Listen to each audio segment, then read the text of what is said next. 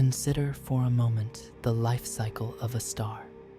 For millions of years, it exists in a state of equilibrium, a perfect balance between the outward pressure of fusion and the inward pull of its own gravity. Then one day, the fuel begins to run low. The balance tips. The core collapses under its own weight, triggering a final spectacular release of energy.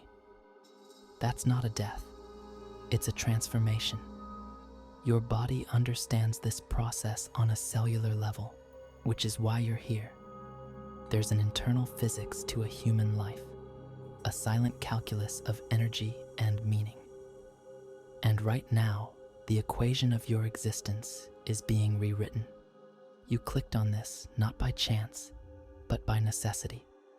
Your own internal system is undergoing a state change, and on some level, you're seeking a frame for the beautiful chaos that's unfolding. The question isn't if you're about to change. The question is what you will become when the old star collapses. Right now, you are standing on an event horizon. Not in some abstract philosophical sense, but in the most tangible way imaginable. The operational logic that has governed your choices, your relationships, and your ambitions is about to become obsolete. The person who began watching this video will not be the same person who finishes it. A fundamental recalibration is already underway. Here's the secret about breakthroughs. They are always preceded by a breakdown. The process doesn't begin with a flash of insight. It begins with a slow, creeping pressure you can't articulate, a quiet hum of dissonance beneath the surface of your daily life. You've felt it building for weeks, maybe months. The strange sense of being a stranger in your own biography, performing a role you never auditioned for. You recognize the symptoms, the moments you see your reflection and feel a profound disconnect.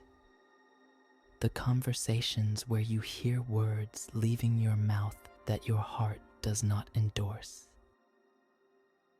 The life you've meticulously built suddenly feeling like an exquisitely decorated cage, too small for the being that is awakening within you. That pressure isn't an anxiety to be medicated. It's a signal. It's the intelligence of your own life force indicating that your current structure can no longer contain your potential for growth. But this is the critical junction. Most people misdiagnose the signal. They treat the pressure by rearranging the furniture. They change their diet, their job, their city, their partner, believing that a change in scenery will resolve the internal conflict. But the conflict isn't with your environment. It's with your own limitations. The pressure comes from the authentic self, the one you buried under years of compromises and sensible decisions. That self has been dormant, waiting as you prioritized security over significance, comfort over calling. It waited as you told yourself that incremental adjustments were a valid substitute for a true metamorphosis. But its patience has expired.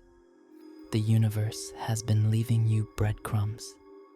The internal monologue has shifted, hasn't it? The questions are no longer, how can I make them happy?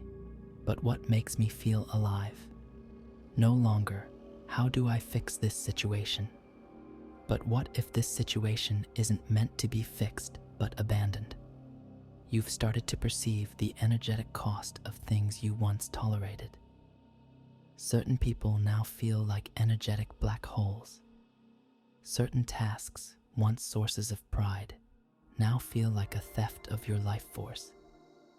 Certain ambitions you shelved as unrealistic are now haunting your quietest moments, demanding an audience.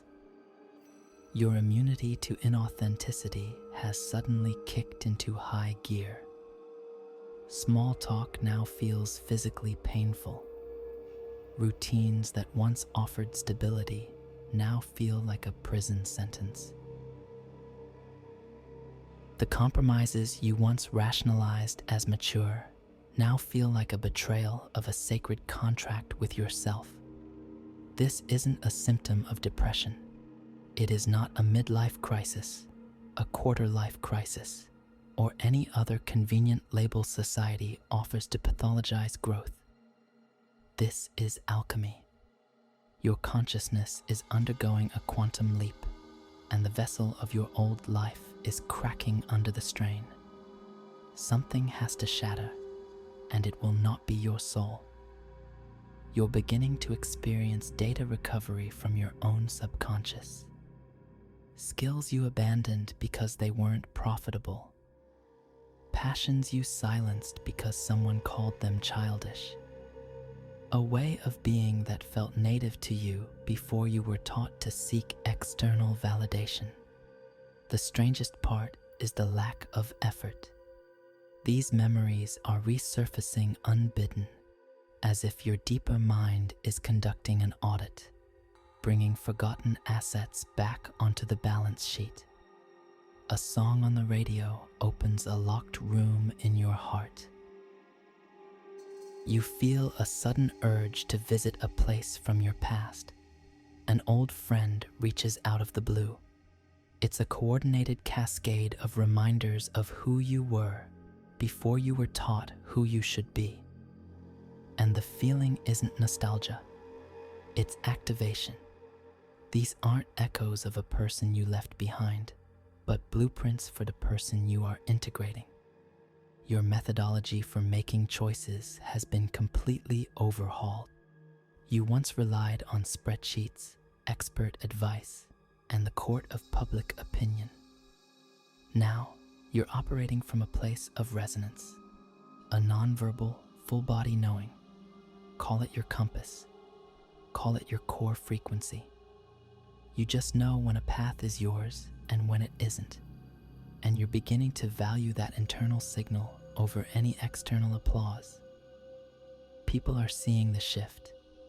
They notice a change in your posture, a different light in your eyes, a new weight to your words. They see you holding your ground in places you once would have retreated. Some are inspired, some are threatened. And for the first time, their reaction is not the primary variable in your equation. You're starting to grasp that real transformation is not an act of becoming. It's an act of unbecoming. It is the disciplined, courageous process of dismantling the identity you constructed for survival so that your essential self can finally breathe. But this is where the process becomes searingly intense. Because to unbecome, you must first see the false structure for what it is. You must face the chasm between the life you've been living and the one that has been living inside you. And that chasm has come at a cost to your health, your creativity, your vitality, your ability to experience genuine joy. Every time you stayed silent when you yearned to speak, every time you said yes when your body was screaming no, every time you performed interest in things that bored you to your core, you were making a withdrawal from your life force account. And that account is now overdrawn. The profound fatigue you've been battling isn't from lack of sleep. It's the metabolic burden of upholding a false self. It requires a staggering amount of energy to power a persona that is not aligned with your core truth. It is the psychic equivalent of trying to run an operating system on incompatible hardware. And you've been doing it for so long, you forgot the feeling of effortless alignment. But the system is crashing now. And for the first time, you can feel the pull of a new current, one that is moving you towards something instead of away. You are no longer fighting the river, because the river is finally flowing in the direction of your own ocean. This is why the intensity is so high. You are not just upgrading your software, you are replacing the entire motherboard. The old protocols for decision-making, for relationships, for energy management, they are all failing because the user they were designed for no longer exists. Your friends will be confused. Your family will have theories. Some will try to lovingly, desperately pull you back into your old orbit because that version of you was known, stable, and safe for their own systems. They will remind you of your responsibilities, the risks, the potential for failure. Hear them, but understand their true motive. They are not trying to save you from ruin. They are trying to save themselves from the reflection you cast upon their own unlived lives.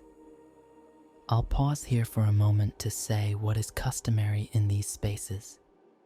If this exploration resonates with the process unfolding within you, and you wish for our dialogue to continue and deepen, the most effective way to support it is to subscribe.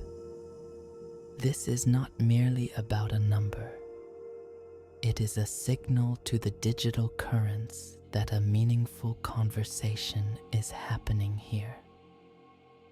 Your transformation will be a mirror, and not everyone is prepared for what they will see. The ones who belong in your new reality will not fear these changes. They will celebrate them. They will recognize the light returning to your eyes as a homecoming. They will applaud the risks, knowing the greatest risk of all is to remain static. They will champion your expansion because they too are expanding. But in this moment, the space between worlds, you may feel profoundly alone, as if you are the sole witness to your own dissolution and rebirth. This solitude is by design. It is the chrysalis phase, and a chrysalis is meant to be a place of darkness, pressure, and confinement. But the miracle of the chrysalis is this: the caterpillar has no intellectual concept of a butterfly. It simply surrenders to an internal, non-negotiable directive to dissolve, to trust the process of its own undoing, believing it will emerge as something more. That is your current location. You are in the liquefaction. The old certainties of your life are losing their form, creating the primordial soup from which your new reality will be born. It feels like chaos because it is chaos. Creation is never tidy. Birth is a messy, beautiful trauma. And this metamorphosis is the messiest of them all. Your sleep is likely erratic, your appetite unpredictable, your emotions a volatile storm. 1 hour you are ecstatic with a vision of the future. The next you are gripped with terror at losing the past. One day you are certain, the next you are drowning in doubt. This is not evidence of you doing it wrong. This is the real-time feedback of a nervous system being rewired, a brain forging new pathways, a heart learning to beat in harmony with a larger universe. You feel unstable because you are unstable. You are a bridge between two versions of yourself. The imperative is to not build a new life from the blueprint of your fears. When the doubt surges, when the inner critic lists its litany of potential disasters, just breathe. Recognize that fear is not your intuition. Fear is the echo of your old code, a defense mechanism for a fortress you have already abandoned. Your intuition speaks a different language. It is quiet, clear, and constant. It doesn't debate. It simply is. Lately, you have been acting on its guidance, even when your rational mind protests. It has guided you to these words, to this exact moment in the perfect sequence of everything that is falling apart and everything that is falling into place. Trust this. Trust the part of you that is orchestrating this entire collapse and reconstruction. Trust that you are not losing your mind. You are finding your soul. Because here is the ultimate truth. You are not just changing your job, your home, or your relationships. You are changing your fundamental frequency.